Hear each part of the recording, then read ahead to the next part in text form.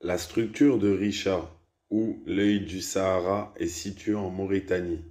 Le mot Richa vient de plume, et on le retrouve bizarrement dans le Coran, dans la sourate La Plume.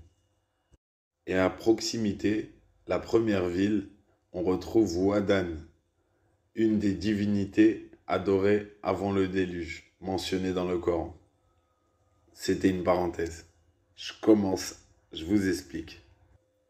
Beaucoup de scientifiques ont posé des théories au sujet de cette structure, mais à chaque fois contredites par manque de preuves et de logique. Certains ont dit météorite, mais pas de traces d'impact ou de brûlure. Certains ont dit volcan, mais pas de lave non plus. Et dernièrement, un youtubeur a fait le lien avec l'Atlantide de Platon par rapport à des cailloux et rochers noirs, rouges et blancs que l'on trouve au fond de ce trou et qui sont mentionnés comme étant les couleurs de l'Atlantide.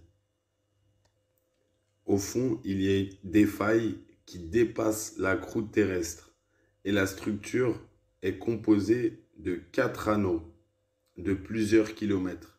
Le plus grand mesure une quarantaine de kilomètres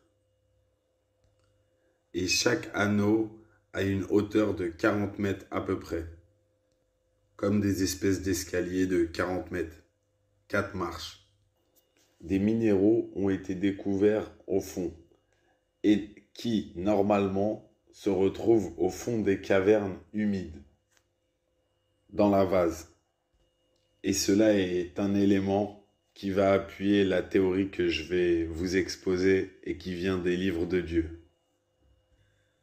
Il y a 4700 ans, Allah, Dieu, fit le déluge et l'eau dépassait les montagnes. En 10 mois et 40 jours, la grosse quantité d'eau fut absorbée et le sommet des montagnes apparut. L'arche se posa sur le mont Djoudi, à 2000 mètres d'altitude. Et il fut dit, terre, absorbe ton eau. Dans le noble Coran, beaucoup de montagnes sortirent de l'eau. En même temps, par exemple, l'Irak, l'Iran, le mont Sinaï, c'étaient les grandes montagnes du croissant fertile, avec des hauteurs de 3000 mètres à peu près. L'Atlas africain aussi, l'Himalaya à 8000 mètres d'altitude, etc. Tout ça était sorti en premier dès que l'arche s'est posée. Chacun des 3 enfants de Noé prit une partie de la terre. Cham prit le mont Sinaï, l'Afrique, les montagnes africaines et plus tard, quelques décennies plus tard, sa fille découvre l'Égypte, qui elle est au niveau de la mer et qui est sortie plus tard vers la fin, quoi. Voilà.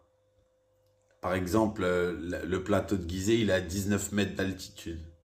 À ce moment-là, Égyptus, la fille de Cham, découvre l'Égypte, mentionnée dans Book of Abraham.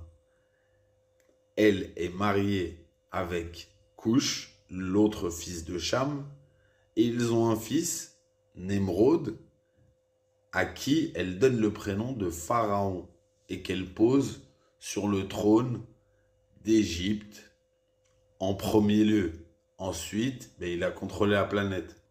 Nemrod, au fait, c'est juste son surnom. Ça veut dire dompteur des léopards, chasseur de léopards, je sais plus trop. Les hauteurs de l'Égypte varient. Par exemple, à Assouan, on est à 194 mètres. Voilà, il y a des choses qui sont sorties avant, après. Revenons à la structure de la plume en Mauritanie, qui, elle, a une altitude de 400 mètres. L'eau salée du déluge fut absorbée par ce siphon pour retourner sous les océans. Et l'eau douce stagna au milieu de l'Afrique, jusqu'à se faire absorber sous l'Afrique. C'est cette eau potable pure que les scientifiques viennent de découvrir sous l'Afrique. L'Atlante était le monde antédiluvien dans le livre de Thoth. Et comme après une machine à laver, l'eau salée, pleine d'impuretés, passe par le siphon, obligatoirement. Et c'est pour cela qu'on retrouve les briques rouges, blanches et noires de construction de l'Atlante à ce niveau-là.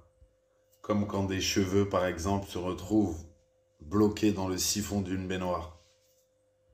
D'ailleurs, en Afrique, en Égypte, on a retrouvé un cimetière de baleines. Et d'ailleurs, des chiens géants aussi à côté d'eux, peut-être aquatiques, je sais pas, à vérifier. Pour le sphinx déguisé. Je vous invite à vous procurer le livre La clé de voûte que l'on a écrit, où se trouvent plein de nouvelles découvertes et surtout la chronologie avec les prophètes en parallèle et l'histoire de l'humanité. Vous le trouverez en description. Voilà. Salam, salut, shalom à tous et à toutes. À plus tard pour de nouvelles découvertes.